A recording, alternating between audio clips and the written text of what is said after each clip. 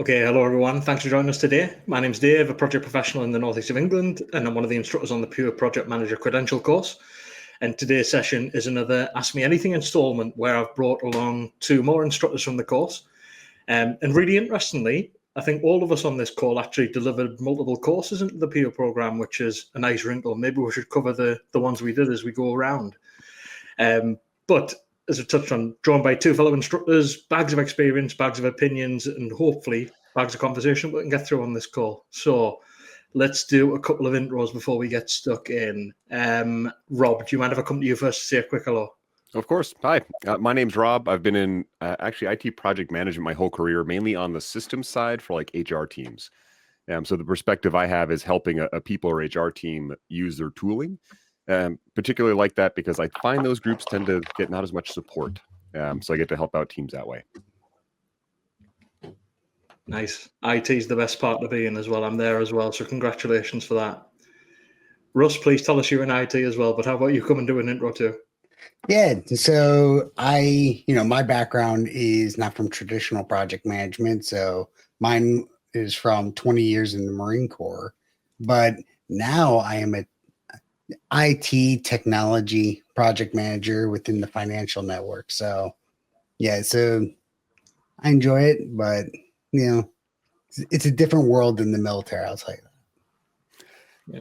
So you've joined us on the dark side is what you're telling us, Ross. You came from that nice, neat, organized section of the chaos. Yeah, different level of chaos. Let's put it that way. It must be interesting to see those contrasts, though, Russ. Like I've had no military experience at all, so I'm reliant on learning from folks like yourself. But it must give you a different perspective than someone like I would have coming into it just from the tech side. Okay, so for anyone new, PURE is a new credential created by a group of more than 20 project professionals like us, in the thick of it daily, managing complex projects and delivering real business and customer value. The credential is made up of 29 bite-sized practical courses, all focused on things that will make a difference in your role every day. Each one's got tools, tips, and insights that you can go and apply straight away. The full program is $399, breaks down to around $14 per course, including everything from your learning content to any PDUs for existing certifications you're maintaining, and of course your final exam. We've designed PURE to be accessible, flexible, and above all useful. No matter where you are on your project management journey, we're very confident there's something here for you. And hopefully this session will be a chance to illustrate that and cover all of your questions. So let's get stuck in with that.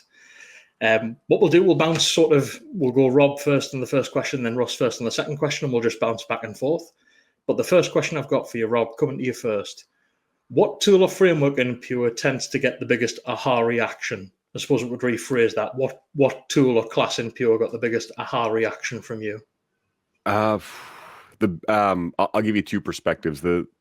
Having people tell me about ones that they've taken. I have one on Project Hacks. They said, "Well, those are great. How did you come up with those?" And that for me was interesting because we all have these little things we figure out or we do. And I just assume many people already had them, but I had to remember my perspective is different and how I approach things is how I approach them. So that was a good, like just remembering different people bring different things to it. I forget who did one on AI in project management, but that is something I have struggled with. It is this great tool floating around that I know exists and I'll go play with it. But I hadn't been serious about how do I apply it. And so that was looking back. My father would have called it a blinding flash of the obvious, a BFO. But I was like, I learned a lot from that one. And then, this is a tool that's going to be around, so I really should learn it. But that was the biggest, ding, I'm going to get a lot of value out of this. Nice. And I think it's Josh Banwart's course on AI based in Germany. Well worth checking out, 100%. Okay, Russell, I'll come to you with the same question. What tool or framework in PURE led to your biggest aha moment or aha reaction? Can you see me? I don't know why. Yeah, okay. Two of you now. This is good. Hi, Russ. Yeah, for some reason it keeps dropping. I don't know why. I told you not to ignore that final reminder, Ross. Yeah. All right. So you can see me, you can hear me. We're good. You're coming through. Okay. No, for me, I think the aha moment for me, honestly, it's just seeing all the different perspectives across everything that we had to learn. I've seen Joe teach.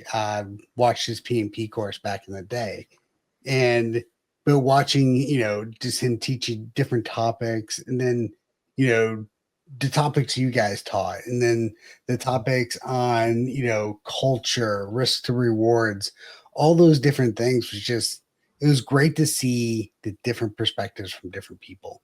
So I can't really say an aha moment other than each person, I got a different level of information and a different, eye-opening experience from them. The AI that, was just talked about. That was a great topic to see it from that perspective, vice other ways that I've talked to other people. Nice. I've talked about it before, I think, but I really liked Jim Chambers' one, and I'll be a little bit stereotypical, but I think maybe being American, you might have taken this a little bit for granted, but that focus on customer service and customer obsession, I just thought this makes so much sense. And why haven't I figured this out before? That was just really enlightening for me, I think. Okay, cool. So let's go to question number 2. And Russ, I'll come to you first with this one. How adaptable is Pure to Agile, hybrid, or Waterfall environments? That would definitely, it really applies to all of them. Because there's so many different options out there, it really does apply to. Oh, lost Russ again. I don't think he's joking. I think he's really struggling. Yeah.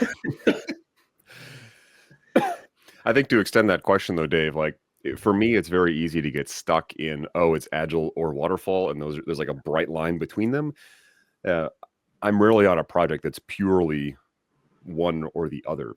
It's borrowing aspects, and I feel like, especially in the past few years, they're starting to blend, and it's now just project management, and we're seeing more people pick and choose tools. And so for me, it's less about, the pure course applies to one or the other. There are pieces from each of these. AI, for example, I could talk to it about, help me with this change management process in my Waterfall project. Or I could talk to it about, I have this challenging team member who doesn't come to retrospectives. Help me brainstorm ways to get them involved. And so each part of this course, I can easily see fitting into one or the other. Some stereotypically may fit more into Waterfall or Agile, but I can easily see bits of each course, all 29 of these, fitting into any flavor of project management, not just the stereotypical left or right side. There's a lot of interesting wrinkles that I want to comment on that, but before I do, Russ, have we got you back with us? Yeah, and they said, I don't know what's going on. It keeps going black and then putting me back at the sign-in screen. Now, this is the 4th time. I'm not sure what's going on. Interesting. Let's try and truck through it. So Let's come to you again. The question we're covering, come back to you, Russ. What's one unexpected use, how adaptable is Pure to Agile, hybrid, or Waterfall environments? So I was going to say, it's, it goes across the board where, the class you taught when it comes to Agile, some of the stuff I talk with prioritization, although Agile, we talk about priority with backlogs and everything like that. It still applies to traditional projects, because if you don't know what the priority is, then you don't know what you're working on right now. And for hybrid, obviously across the board. So I think it gives you a good dose of all different forms. Yeah. Really interesting what Rob said, because I think you're absolutely spot on, Rob. It's very rare now that you'll get a sort of traditional Waterfall project or a fully Agile project. Typically, you'll see something that picks from both, depending on the job that you've got in front of you.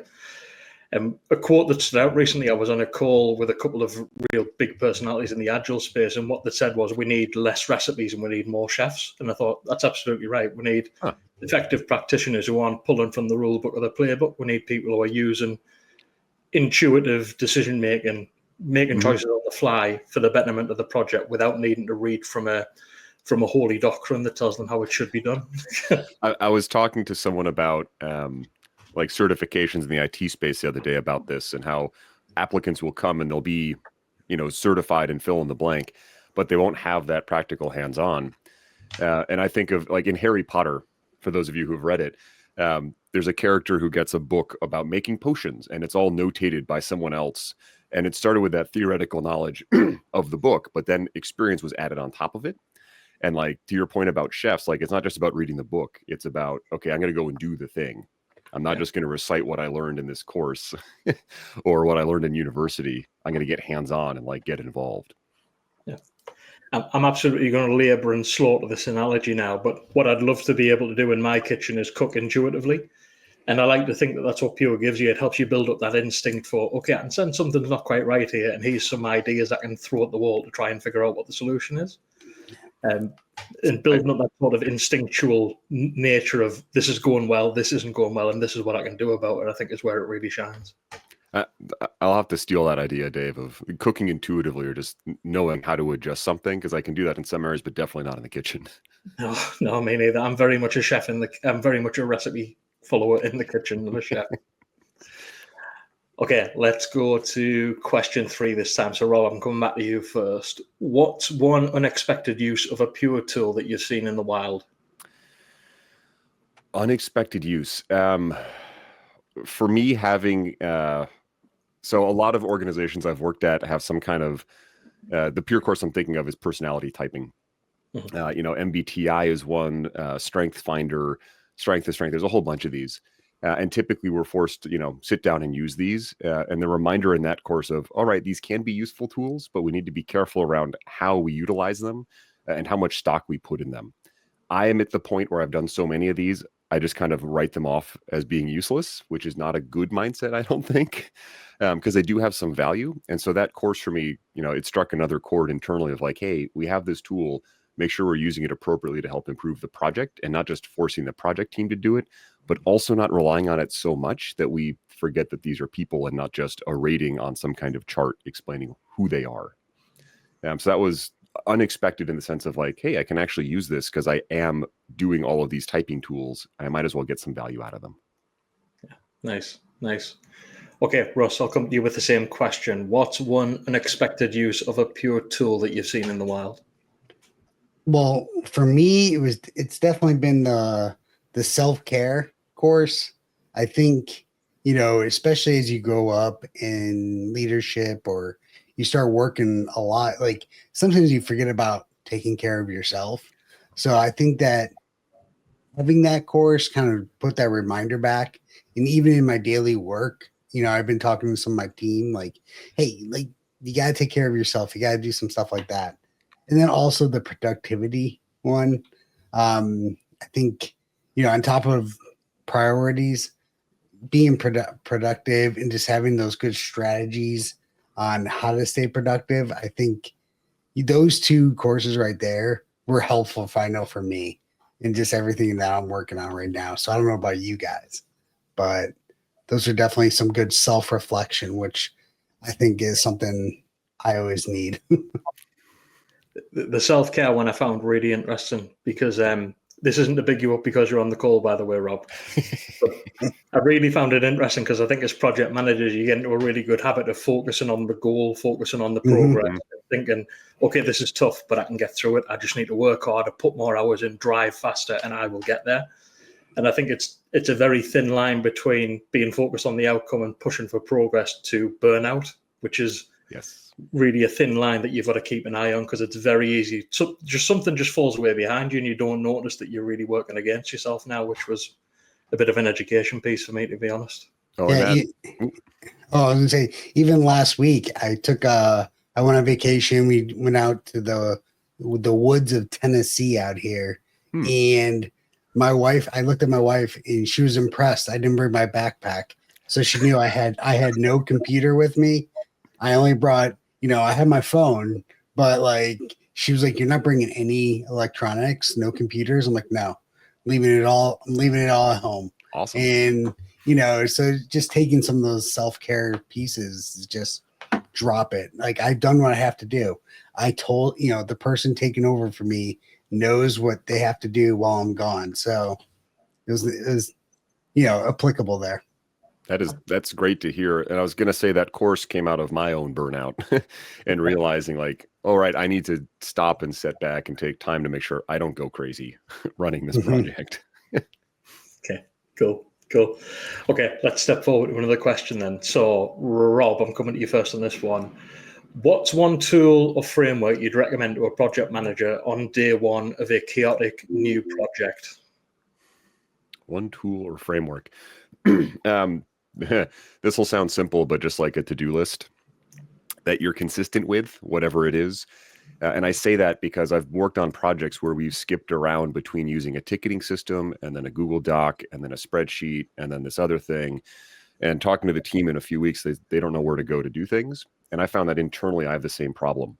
If I don't have one consistent way to track what do I need to do or what have the team spoken about needing to do, even if it's a bit of paper and a pen like I keep by my desk, things tend to go sideways on me. So finding just some way to record what you need to do that you will consistently look at and actually review would be a great place to start for any kind of chaos. Yeah. Just to show I'm a hack, there's my to-do list as well. So ooh, colors. we are real project managers. We're not paid actors. Trust us. Okay, Russ, I'll come to you with the same question. What's one tool or framework you'd recommend to a PM on day one of a chaotic new project? For me, honestly, not to toot my own course horn here, is kind of what you guys are talking about, to-do lists and stuff like that, but the priority behind it.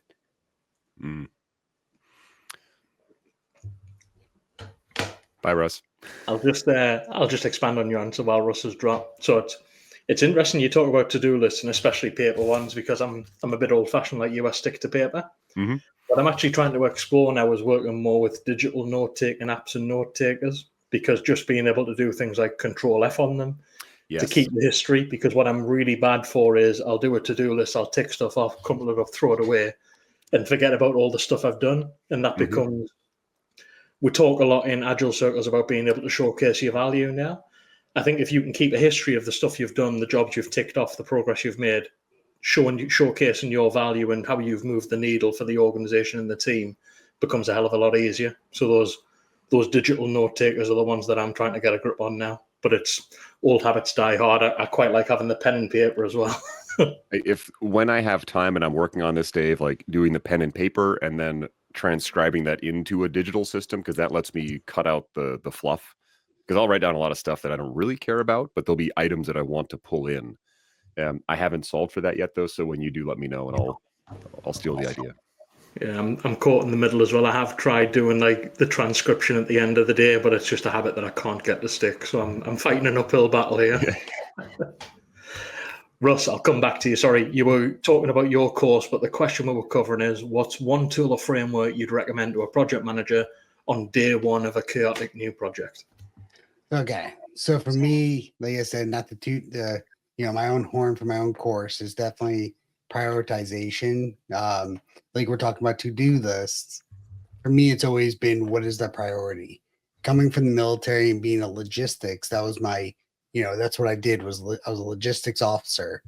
A lot of what I had to do when I'm planning exercises, operations overseas, is I always had to understand what is the priority in the focus of what I had to get done, because there's a laundry list of things. Right now behind me, I use a Kanban board.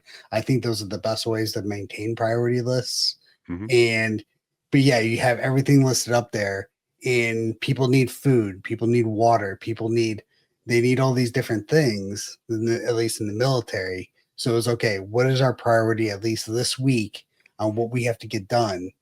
And I think within projects, especially when you're starting a new chaotic one, what is the priority? Is your priority getting the schedule put together? Is getting your resources put together? Where does that sit? And how can you then take that and put that into your to-do list of what you have to get done each day? I think that's definitely the number one thing I would give people. Yeah, I'm glad you mentioned Kanban boards, because when I think of my core principles of project management, one of them is limit work in progress. Don't overload the system. And as you talk about, that's a key tenet of Kanban, and that sort of leads nicely into, okay, we understand the capacity we can operate at now. what's most important and let's do that first, and having those good priority calls. Limiting the work in progress is really a good forcing function for good prioritization, I've found. So yeah, totally agree. Okay, great. So next question. Russ, I'll come to you first with this one. How does PURE help build confidence for difficult conversations, especially with senior stakeholders? Well, I mean, procedures, I mean, because it's, okay, the education you get out of it, the wide variety of information, everyone you get to learn from, it provides you an ability when you're talking to your senior stakeholders to give a different approach. I think, you know, at least for me, when I talk to my senior stakeholders, a lot of times I like to give them, what's the problem? And here's at least one or two different solutions. And I learn those solutions by talking to my team, by learning from others around me, other PMs. I'm like, hey, I have this problem. What have you looked at? And because I know you did something similar. PURE, because of the vast variety of the information, the different instructors, the different way they approach problems, you know, in turn, it gives you that ability to kind of have a different way of looking at the problems. And in turn, gives you a new way of providing those recommendations to your senior leadership. Excellent. Rob, I'll come to you with the same question. How does PURE help build confidence for difficult conversations, especially with senior stakeholders? Yeah, what immediately jumped to mind was when a senior stakeholder sees that you're a project manager, in their mind, they have some expectation of what that is. And part of the role I find of a project manager is to figure out what that is before they bite you for it, so to speak. And that's where every stakeholder I've worked with has a different perspective on what I should be doing. And PURE helps give me more information around how to approach that. And to Russ's point, expands my perspective a bit. I get to see how other PMs have approached similar scenarios. And that gives me more knowledge and more information on how to decode this stakeholder. And so I can go into those difficult discussions or potentially contentious meetings knowing what the expectation is, because I can kind of think through, all right, we had, you know, I've learned about how to communicate effectively in hybrid environments through PURE. How can that impact what this stakeholder is expecting? Or how can I take this knowledge around difficult discussions and apply it to this particular person? So that perspective allows me to go into it with a bit more confidence, and then I can meet their expectation because I've thought through and considered what are they expecting from me? How can I meet that? And how do I not be surprised when they come at me with these questions? Yeah, it's really interesting. And I think you both touched on sort of the broadness of the topic. The thing that I think that really arms PURE learners with is a lot of evidence that you can go to with the senior stakeholders. So it's not just an opinion from you. From Russ's course, for example, you can say things like, I'm starting to notice signs of burnout, or people are putting in extra hours and I'm not sure how long the situation can continue. From Russell's course, we could think about, okay, I know what effective prioritization looks like. It doesn't appear to be here in this project, and this is my plan to fix that, or this is what I need from you to support me fixing that problem. And all of the others, things like Jim Chambers' focus on customer obsession, Tanya's focus on risk to rewards. These all give you nice little frameworks, tools, and ideas for how you can evidence some of the conversations that you need to have with these stakeholders, which can be tough, but having that evidence and those metrics to lean on can really make a difference in those and help win them to your cause, I've found. Okay, so next question. Rob, I'm coming back to you this time. All right. What technique do you use that helps to build trust quickly with a new or skeptical team? Oh, geez. That is a great question. Got you. Yeah. For me, like my knee-jerk response is just being human. Many times I've worked in with, you drop in with a team and kind of like with that stakeholder, they have some expectation of, oh, the project manager is coming, or, oh, this person's being inserted into the team to tell us what to do. I found that just like an honest discussion over like, hey team, I usually work with software developers. You're all great software developers. I know enough to have an intelligent discussion with you, but I can't do what you do. You're the experts. My role is to be the buffer between the stakeholders and you. So I start by saying like what I'm here to do, but then I also remind them like, no, you are all the experts in this area. My job is to help you be the experts, but also to keep everyone else away from you. And in the environments that I tend to work in, that, resonates a lot, because typically these developers are getting hit by customer support and an executive and their engineering manager. And so I give them immediate value. I say, hey, I'm here to help give structure to the project and understand things, but I'm also going to give you something, and I'm going to, stand between you and the unwashed masses to make sure you can focus on your work, and that all those other people are happy and they don't come bother you. And so I find just addressing that directly, because there can be a lot of uncertainty, especially if you join a project midstream, like they were used to this other person and now you're here. If you can give them some immediate value in terms of what you're going to do for them, not what you're going to ask them to do, that helps integrate and helps get them a lot more comfortable with the idea of, oh, Rob, the project manager, is here to help us and not here to make our lives more challenging. Yeah, even something as simple as reminding the team, we are on the same team here. I'm here to help you. I'm here to work with you. I'm not here to flog you to get results is incredibly powerful. That's an interesting comment. I remember a discussion someone had.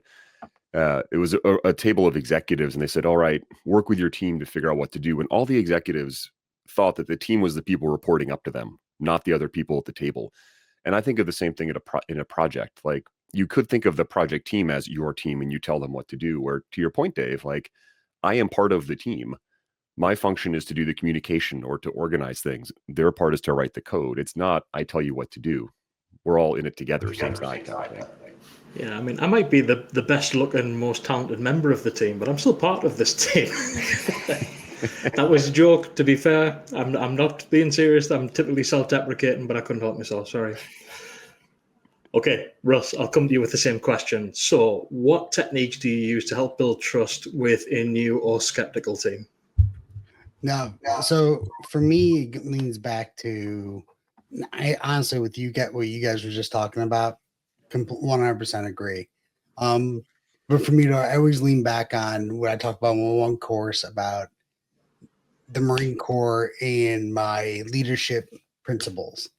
One of those being keep your Marines informed, which I interpret as keep your team informed. And so for me, it's always let them know what's going on. Be honest. Don't hide things, because, being a leader of a 300 Marine organization, they know what's going on probably better than I do half the time. So me keeping secrets from them, I'm probably not actually keeping a secret, but being honest with them means they're going to be honest with me, and in turn allows us to have that better working relationship. And I see that definitely with my tech teams. I let them know we're having problems in this area. And even though it's outside of their scope of what they're working on or their expertise, they can actually provide insights because they're working on 10 different projects. So they've seen this 10 different ways. So they can provide me insights, and something that I wouldn't get if I tried to, hide that from them or not be honest with them and not keep them informed of what I'm going through on top of what just the project is. So I like that comment, Russ, around they've seen it 10 different ways. And that's an important thing, I think, for us to remember as PMs. Like, we're just one person with one perspective. The team outnumbers us, first of all. Yes. But also has that depth of experience where they've seen it done 10 ways. So that gives us a lot more knowledge to draw on if they trust us and if they want to share it. Yes, definitely. You took the T word out of my mouth. I was going to say, Russ, you've almost teased it there, but whether it's in the Marines or in your project team, as a project manager, typically we're going to ask people to do stuff that they don't want to do. We're going to pull them when they don't want to be pulled. We're going to ask them to do hard things. If you don't have a relationship with them that's based on trust and transparency, it's just too easy for them to say no to you. They're not going to work hard for people who they don't trust and they don't feel are being transparent with them. So totally on board with everything you just said there, Ross. No, I think, because whenever you do that too, when you do come with them the bad news, like, hey, we need to get this done. I know it's Friday and it's late in the day, but we have to get this done today. Like, they're more willing to work with you because they know that this didn't just come up. Like, you've been communicating this along the way. So yeah. Okay, cool. Let's move to the next question. So, Russ, I'm coming to you first this time. Maybe I'll change my mind. Maybe we'll go to Rob first this time. Okay, so Rob, can Pure help introverts thrive in project leadership roles? Oh, certainly. Sorry, that question to me, it's not a silly question, but it's a good question, because we think of project managers as you have to be extroverted and this big personality, because the project manager is the person out there leading from the front. Of course, it can help introverts. There's skill sets in here, and I'm looking at the list. Negotiating with confidence. That can be a hard skill for someone who is more comfortable, on their own, working by themselves, or recharging not in a group of people. There's others in here. Prioritization, like that can be a challenging skill I could see for an introvert. I tend to fall somewhere in the middle, because that requires you to go talk to different folks, and how we express ourselves in the workplace, whether we're introvert, extrovert, ambivert, whatever the other term is, can benefit from this. It may look different, excuse me, for me being in the middle versus someone who's super extroverted versus a super introvert. But many of these skills we can apply regardless of how comfortable we are with groups or how we express ourselves in that way. Building with creativity was one that helped out, which is thinking through problem solving. But again, how I express that as an introvert might look different, but it can still be very beneficial, and we can still be excellent project managers, even if we feel different. Then I'll pick on Russ. Maybe he's a super extroverted, gregarious personality. Even if I'm more introverted, I still get a lot of benefit from all of these courses. It might just look different, and that's not good, bad, or otherwise. But each of these tools can be used and applied by anyone, honestly. That's why I'm kind of struggling with the question, because to me, it's almost a non-question. For me, it's so obvious that it's beneficial. No, I thought it was an interesting question, so I left it in, but I think you've sort of teased at the soundbite I wanted to put on this. Introvert, extrovert, ambivert, there's no value judgment in any of those. None of them are necessarily better than the other. You're just gifted with different things. And I talk a lot about leveraging your project management style. Your personality style is going to lean into that. If you're an introvert, you'll get things an extrovert won't get, and vice versa. There's no hard and fast rule that extroverts are naturally better project managers. Not at all. And your comment around each of them brings a different strength and thing to it. Even in my personal life, my wife is very introverted, but she's able to connect with one of our kids and help him express himself artistically. I can't do that because I don't have that way of thinking. I don't have that skill set, that strength, and she does. And that's just a simple example. But to your point, like any working style brings its strengths, and understanding what yours is the important bit. Yeah. Russ, I'll come over to you with the same question. So can Pure help introverts thrive in project leadership roles? Yeah, I mean, to go with what Rob was saying, I think introvert, extrovert, me personally, I like to call myself an introverted, like extrovert. Like I like being by myself and working, but I can be social when I need to be, type deal. But just go into the Pure course, just go into the one on the personality typing tools, and knowing those personality types amongst your team. I think if you're introverted, you're extrovert, like if you understand what gets your team going, what personality traits your individuals have, I think that right there will help you out tremendously when working with people, who you have to be a little more direct with, who you don't have to be direct with, where they need to be a little more open, and giving them less direction actually gets them moving in the right, moving faster. Whereas this individual, you have to give them a little more, but they still get a lot of work done. So like, you got to understand who you're working with. And I think it doesn't matter what spectrum you are taking these courses, you're going to learn something that's going to allow you to work with other people. Yeah. I even talk a lot now about the difference between like synchronous in-person meetings and asynchronous, where we're just checking on virtual whiteboards. Like you can tailor those to as you've talked about, the profile or the spread of who's on your team, and use the appropriate tool for the job at hand. Again, like we talked about, it's not about coming from a playbook and thinking, okay, our retrospectives need to be in person on sticky notes that we're writing in the same room. We should tailor that and adjust it to the style, the team, the organization, the job that we're trying to do. Yeah. Different teams have different ways of working together. leaning on what worked in the past isn't always going to help you out with that current team. Yeah, I can imagine some of your teams in the Marines are slightly different from your teams in your technology projects, for example. Yeah, that is true. It's a different world, but it's still the same thing. You still got to work with people, keep them engaged. You still got to understand what they can and cannot do, and make sure the right people are assigned to the right tasks. So the nature of it's still the same. Yeah, people are people. Yeah. Okay, cool. So we're coming just up towards time. So let's squeeze in one final question. Russ, I'll come to you first on this one. How does PURE help project managers shift from busy to effective? Oh, just again, with all the information, the prioritization that I teach, AI, we were just talking about being, I'm just having no notes over here, creative project management, being more creative, being, understand those, personal goals. I mean, it allows you to in turn be a better project manager in the grand scheme of learning from other people, taking that information in and applying it in your career. If you try to fly through it, you can.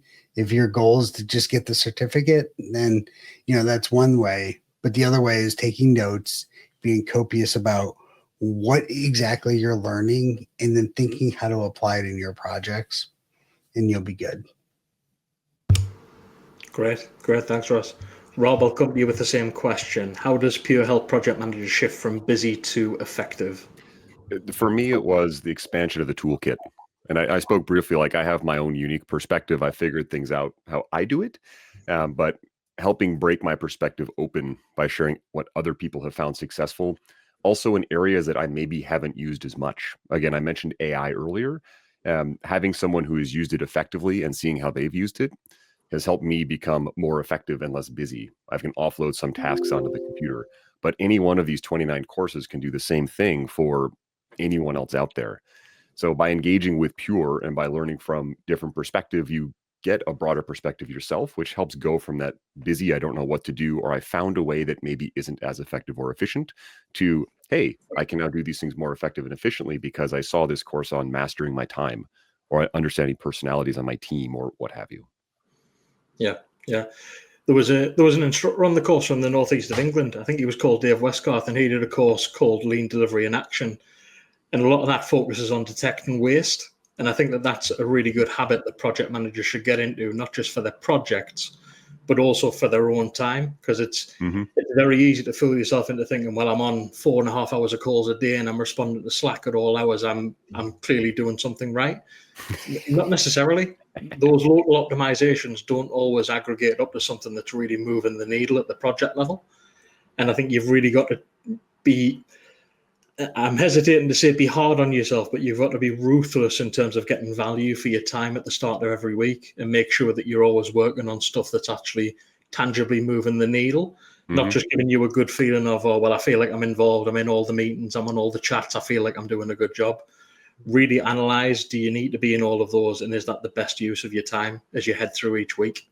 Yeah, the productivity theater is the term I've heard used. Yeah, that's a good term, actually. I've not heard that one before. Yeah, look, I'm doing all this stuff. I'm moving all the paper around. Are you doing anything? No.